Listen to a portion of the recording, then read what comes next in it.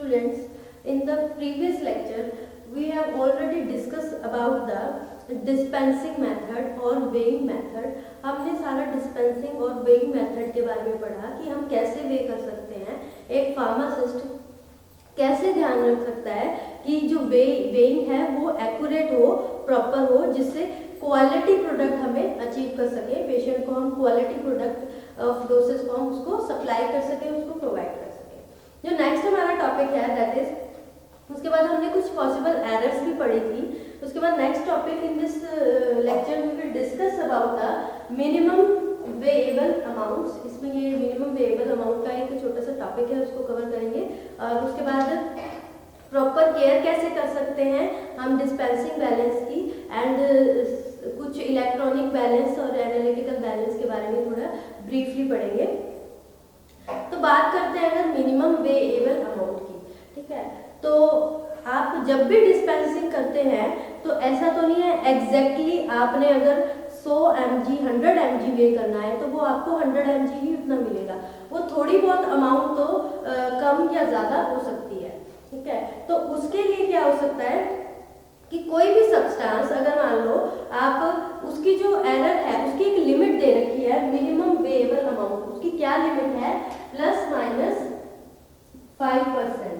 ±5% मतलब कि जितना वे करना है उससे 5% थोड़ा ज़्यादा हो सकता है, और या फिर उससे 5% थोड़ा कम हो सकता है. लेकिन अगर उससे भी ज़्यादा हो रहा है, 5% से भी या 5% से भी कम हो रहा है जितना हमने वे करना है, तो इट मीन्स उसमें एक्यूरेसी नहीं है, वो सही डोजेस फॉर्म डिस्पेंस नहीं हुई है. जैसे फॉर एग्जांपल हमने क्या करनी है, हमने 100 mg की डिस्पेंसिंग करनी है, जो 100 mg हमने वे करना है. ठीक है, 100 mg वे करना है. इस 100 mg वे करके 100 mg की डिस्पेंसिंग करनी है. अब ये 100 mg की डिस्पेंसिंग करनी वैसे तो बहुत ही स्मॉल अमाउंट है, इसको डिस्पेंस करना बहुत ही मुश्किल है. ठीक है, तो अगर हम वे करते हैं इसको, इसके भी मेथड है आगे, वो आपको मेथड बताऊंगी. तो ये कितना हो सकता है, या तो मे बी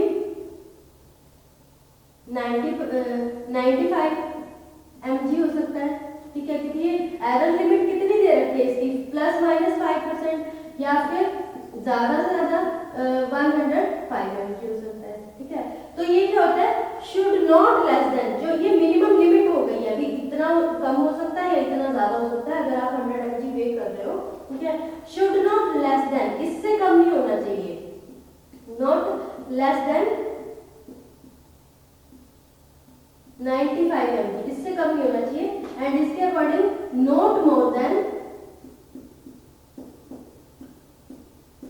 105 mg से ज्यादा नहीं होना चाहिए और 95 mg से कम नहीं होना चाहिए. तो इसमें एक मिनिमम लिमिट तय कर रखी है कि आप वे करते हो तो उसमें मिनिमम लिमिट कितनी है, ±5%. कोई भी चीज आप वे कर रहे हो तो. ठीक है, इसको क्या कहा जाता है, अ मिनिमम वेएबल क्वांटिटी. कम से कम इतना ऊपर नीचे हो सकता है, लेकिन अगर इस लिमिट से ज्यादा हो रहा है या इस लिमिट से कम हो रहा है, इट मींस जो भी डोजेस फॉर्म बनी है जो आप डिस्पेंस कर रहे हो उसमें एक्यूरेसी नहीं है, उसमें एरर है.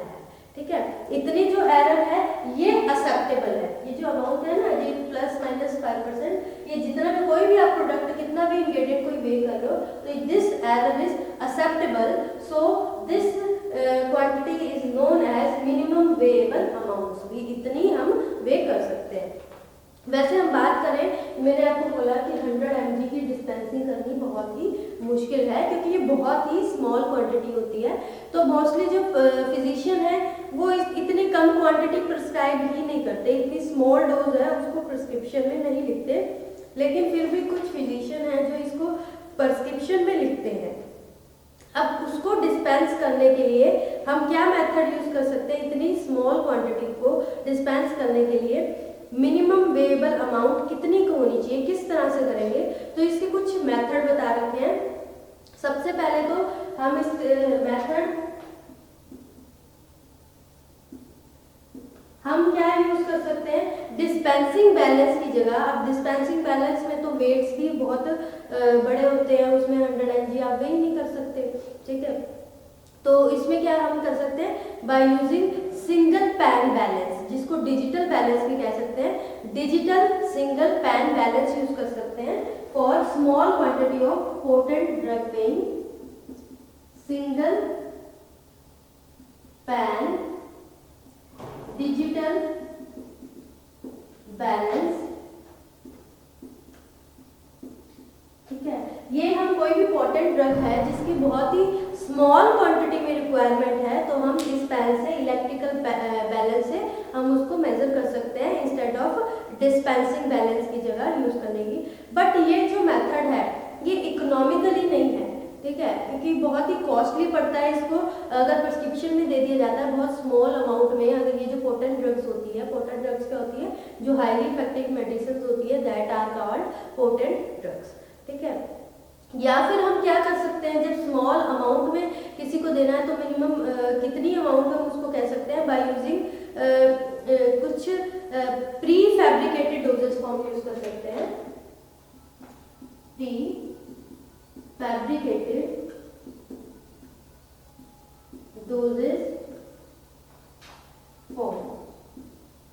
प्री फैब्रिकेटेड जो पहले से ही कुछ मतलब कि आधी डोजेज फॉर्म की तैयार होती है, जैसे टैबलेट टिचुरेट्स जो कि कंप्रेस टेबलेट होती है, क्योंकि पाउडर फॉर्म में अगर उसको वे करोगे तो it's very difficult two way such very small quantity. उसको इतना स्मॉल क्वांटिटी में वे करना बहुत ही डिफिकल्ट हो जाएगा, तो हम उसको इस तरह से फैब्रिकेटेड जो जिसको कैरी करना इजी हो, जिसको हैंडल करना इजी हो, तो हम उसको जैसे टेबलेट टेचुलेट्स होते हैं उसकी फॉर्म में डिस्पेंस कर देंगे। ठीक है, वो किसके लिए, एक फार्मासिस्ट के लिए भी बहुत कन्वीनियंट रहेगा, और जो पेशेंट है जिसको एडमिनिस्ट्रेशन करनी है उस डोजेज फॉर्म की, उसके लिए भी कन्वीनियंट रहेगा। तो ये प्री फैब्रिकेटेड में जैसे टैबलेट टिचुरेट्स या फिर कंप्रेस टैबलेट्स भी कह सकते हो,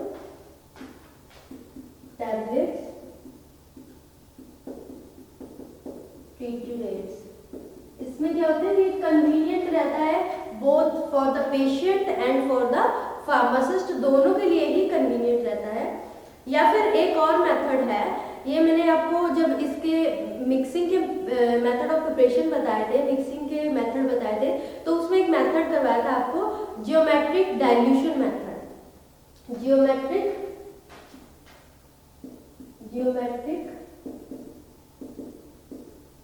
डाइल्यूशन मेथड, उसमें ये बताया गया था, मैंने आपको ये बताया था कि जब ड्रग की अमाउंट बहुत ही कम हो तो उसको डाइल्यूएंट के साथ कैसे उसको डाइल्यूएंट के साथ उसका बल्क बढ़ाया जा सकता है।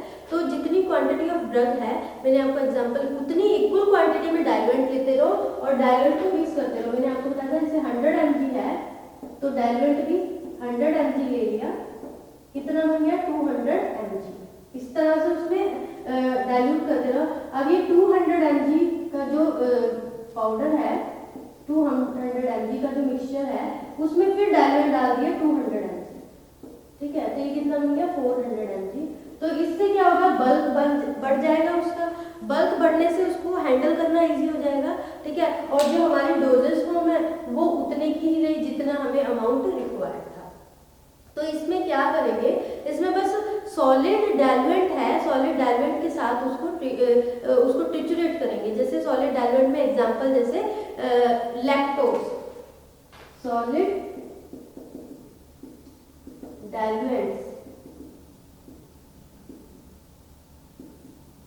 लैक्टोज, ठीक है, उसके साथ इसको ज्योमेट्रिक डाइल्यूशन में जैसे बताया था, उसके साथ इसको ट्रिचुरेट करेंगे।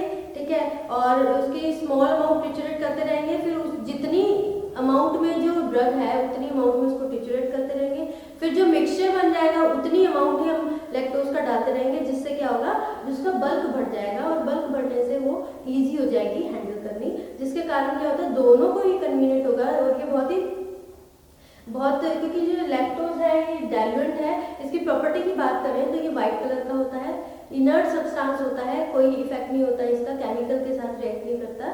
ठीक है, और इसका टेस्ट भी बहुत अच्छा स्वीट टेस्ट का होता है, इकोनॉमिकल होता है, ऐसा नहीं कि बहुत कॉस्टली हो, इकोनॉमिकल होता है। ठीक है, और क्या होता है, इजिली अवेलेबल होता है और बहुत ही कंपैटिबल होता है इंग्रेडिएंट्स के साथ, लार्ज नंबर ऑफ ड्रग्स होती हैं उनके साथ कंपैटिबल होता है। तो लैक्टोज एक सॉलिड डाइल्यूएंट है, जो कि अगर मान लो बहुत स्मॉल क्वांटिटी में कोई ड्रग है उसको डिस्पेंस करना है तो हम ज्योमेट्रिक डाइल्यूशन की हेल्प से उसको डिस्पेंस कर सकते हैं। लेकिन इसमें कुछ फैक्टर्स हैं, जब हम ज्योमेट्रिक डाइल्यूशन करेंगे तो हमें कुछ फैक्टर्स ये ध्यान में रखने पड़ेंगे कि जो मेडिकामेंट है, जो क्वांटिटी है मेडिकामेंट की जिसको डाइल्यूट किया जा रहा है, वो मिनिमम वेएबल क्वांटिटी होनी चाहिए। मिनिमम वेएबल क्वांटिटी मतलब कि उसकी क्वांटिटी इतना ±5%, थोड़ा बहुत चलेगा। अगर 100 mg की है तो 95 mg हो सकती है, कम, इससे कम नहीं हो सकती। 105 mg से ज़्यादा नहीं हो सकती अगर हम 100 mg की बात करें, ठीक है।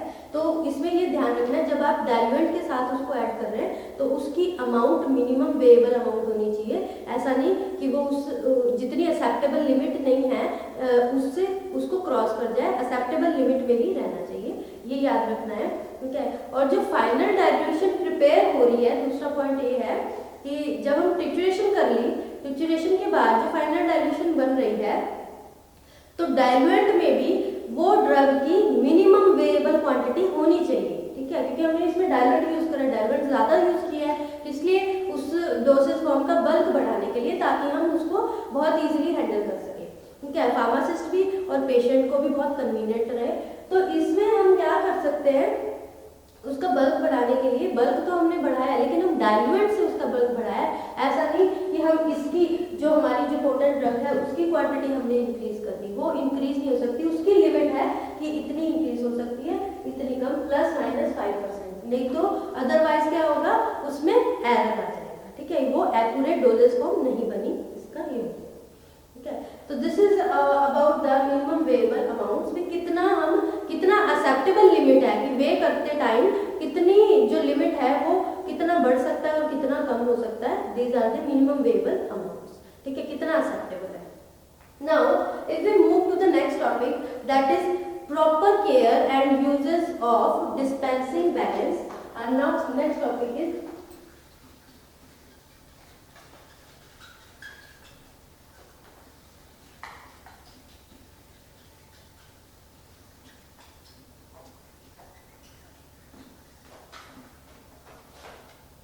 proper care and usage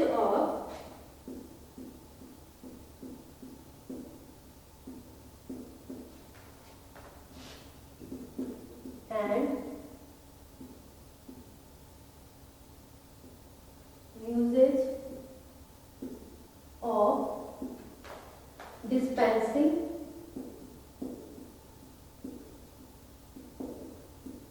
balance. हमने अभी अपने आपके प्रीवियस लेक्चर में मैंने डिस्पेंसिंग बैलेंस की सारी वर्किंग बताई और एक फार्मासिस्ट को क्या क्या बातें ध्यान में रखनी है उसके रिगार्डिंग हमने डिस्कस किया था। पर एक फार्मासिस्ट की ड्यूटी बनती है कि चाहे डिस्पेंसिंग बैलेंस वर्किंग में हो या आप उस पर काम कर रहे हो या ना कर रहे हो, उसकी प्रॉपर केयर करनी बहुत ज़रूरी है ताकि वो एक्यूरेट क्वांटिटी में इंग्रेडिएंट्स को वे कर सके और वो सही रहे, उसमें एरर ना आए। तो इसमें क्या होता है, जो फार्मासिस्ट है उसको प्रोटेक्ट करके रखना चाहिए, इसकी पूरी केयर करनी चाहिए डिस्पेंसिंग बैलेंस की, ताकि जो डिस्पेंसिंग बैलेंस में हम जो भी इंग्रेडिएंट है वो वे कर रहे हैं, वे करते टाइम वो प्रॉपर एक्यूरेट वे करें, ठीक है। तो हम कोई भी सामान यूज़ करते हैं तो उसकी केयर तो करते ही हैं, वैसे ही डिस्पेंसिंग बैलेंस फार्मासिस्ट के लिए बहुत ज़्यादा इंपॉर्टेंट है क्योंकि it is helpful, it is useful in compounding and dispensing of medicine, ठीक है। तो इसमें कुछ पॉइंट्स हैं जो कि एक फार्मासिस्ट को ध्यान में रखने हैं कि डिस्पेंसिंग बैलेंस की वो अच्छे से केयर कैसे कर सकता है। सबसे पहले जो डिस्पेंसिंग बैलेंस है वो क्या होना चाहिए, डस्ट से फ्री होना चाहिए, ऐसे एरिया में होनी चाहिए, ऐसी जगह पे होना चाहिए जहाँ पे डस्ट ना हो, ह्यूमिडिटी ना हो और कोरोसिव वेपर्स ना हो। फ्री फ्रॉम डस्ट, ठीक है, ह्यूमिडिटी से फ्री होना चाहिए, ठीक है, एंड कोरोसिव वेपर्स, जो वेपर्स होते हैं कोरोजन कॉज कर देते हैं ऑफ सर्टेन केमिकल्स, ठीक है। तो ये क्या होना चाहिए, फ्री होना चाहिए इससे। फिर उसके बाद नेक्स्ट पॉइंट हम देखते हैं। तो ये इसमें जब भी आप डिस्पेंसिंग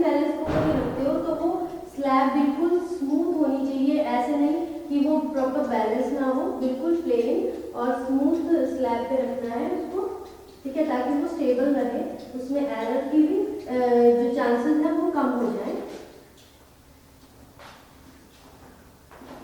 ठीक है, तो it should be kept on smooth plane slab, उसको स्मूथ प्लेन स्लैब पे रखना है। नेक्स्ट पॉइंट है, रखना चाहिए स्मूथ प्लेन स्लैब, वहां पे इसको रखना चाहिए डिस्पेंसिंग बैलेंस को। उसके बाद क्या करना चाहिए, क्लीन द पैन्स, जो पैन्स होते हैं उसको प्रॉपरली, जब डिस्पेंसिंग हो गई उसको क्लीन करना चाहिए डस्टर से, प्रॉपर क्लीनिंग करनी चाहिए बिफोर एंड आफ्टर डिस्पेंसिंग। ठीक है, तो इसकी क्या करनी चाहिए, क्लीनिंग करनी चाहिए, क्लीनिंग ऑफ डिस्पेंसिंग बैलेंस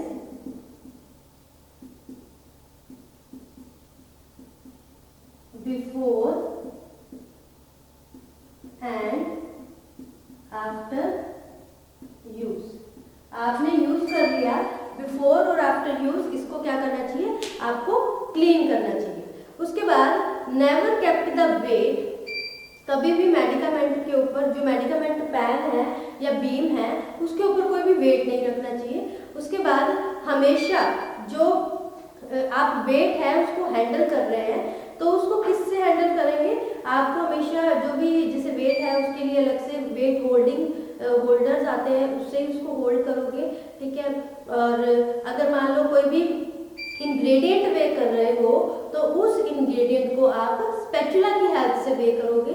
ठीक है, एंड उसके बाद कुछ जो बैलेंस है, जो कई बार क्या होता है ग्रीसी और वैक्सी सब्सटेंस होता है, ठीक है, वो भी वे हो जाता है। तो आप बैलेंस पे कभी भी जो पैन होते हैं उन पैन पे डायरेक्टली कोई भी इंग्रेडिएंट वे नहीं करोगे, हमेशा किसका यूज करोगे, वैक्स पेपर का, यूज ऑफ वैक्स पेपर, या फिर आप कह सकते हैं बटर पेपर। वैक्स पेपर का भी यूज कर सकते हैं और बटर पेपर का भी यूज कर सकते हैं। और कभी भी इसका जो ड्रॉर है डिस्पेंसिंग बैलेंस का, आपको डायग्राम में बताया था, प्रीवियस लेक्चर में डायग्राम बनाया था, वो कभी भी ऐसा नहीं कि आप ओपन रखें क्योंकि उसमें भी डस्ट जाती रहती है।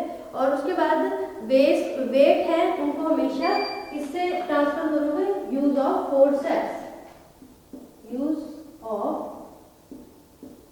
Forceps for wet transfer, forceps का यूज करोगे। ये सारे पॉइंट्स उसमें वर्किंग में भी आपको समझाए थे।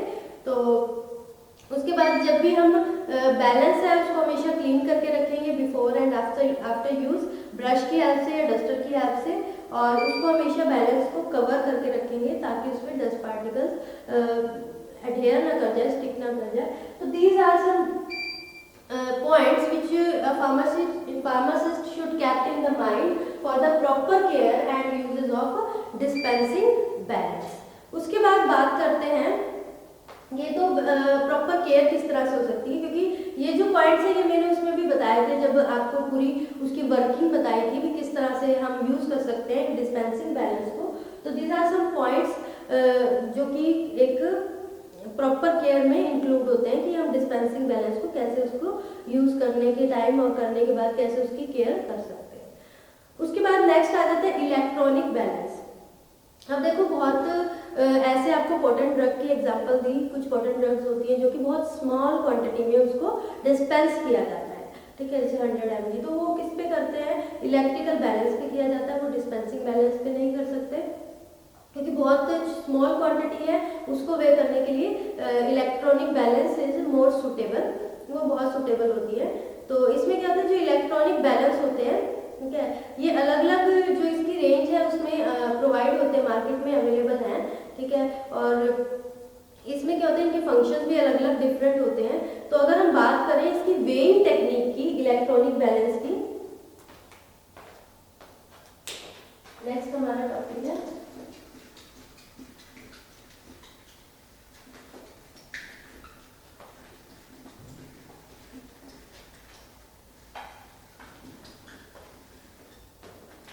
weighing technique, weighing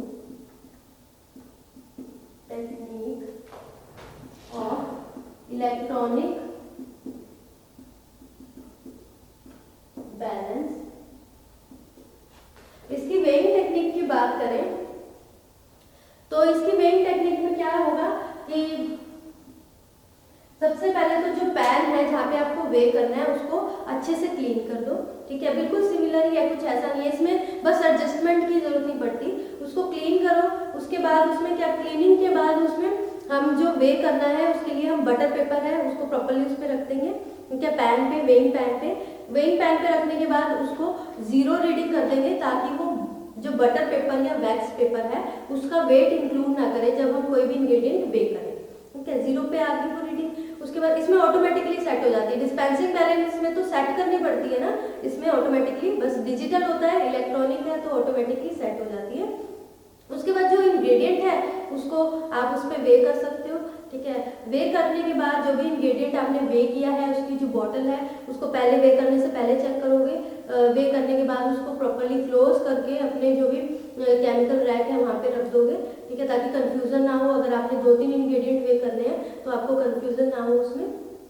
उसके बाद क्या करना है, आपने अपना जो भी वे मटेरियल है उसको कंपाउंडिंग डिवाइस है जहाँ पे भी कंपाउंड करना है उसमें आप ट्रांसफर कर दोगे और जो एरिया है, पैन एरिया है, उसको क्लीन कर दोगे और जो वैक्स पेपर आपने यूज किया था उसको डिस्कार्ड कर दोगे, क्योंकि अगर आपने न्यू कंपाउंडिंग, न्यू डिस्पेंसिंग करनी है तो उसके लिए न्यू वैक्स पेपर यूज करोगे।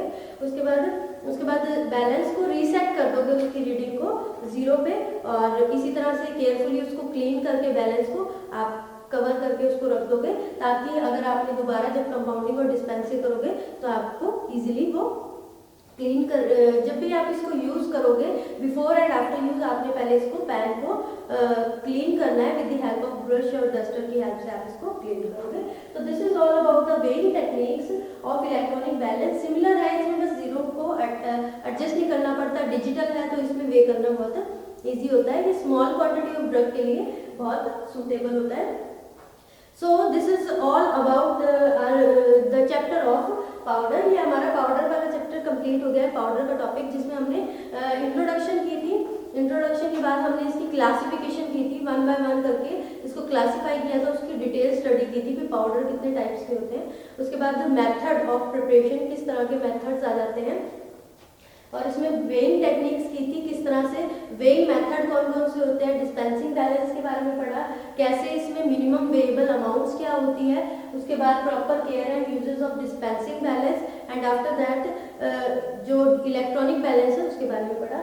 तो this chapter is very important, इसमें से क्वेश्चन आ जाता है कई बार। जैसे मेथड्स बहुत इंपॉर्टेंट है, ज्योमेट्रिक डाइल्यूशन मेथड के ऊपर क्वेश्चन आ जाता है। मिक्सिंग के मेथड्स कौन कौन से होते हैं, और क्लासिफिकेशन आपको बताया था, जो इसमें क्लासिफिकेशन होती है कई बार शॉर्ट नोट आ जाता है 3-3 नंबर में, जैसे डेंटिफ्राइसिस आ गया, इंसफ्लेशन आ गया, 3-3 नंबर पे नोट आ गया। तो ये बहुत इंपॉर्टेंट है इसको, और ये जो प्रैक्टिकल पॉइंट ऑफ व्यू से कि आपको पता होना चाहिए कि आप डिस्पेंसिंग बैलेंस कैसे यूज करोगे और उसकी कैसे केयर करोगे। तो so this is all about your topic powder. ये आपका पाउडर कंप्लीट हो गया, पाउडर वाला टॉपिक। उसके बाद जो नेक्स्ट टॉपिक है मोनोफेसिक लिक्विड डोसेज फॉर्म, वो हम नेक्स्ट लेक्चर में प्रोसीड करेंगे आगे। So this is sufficient for this lecture. Thank you students.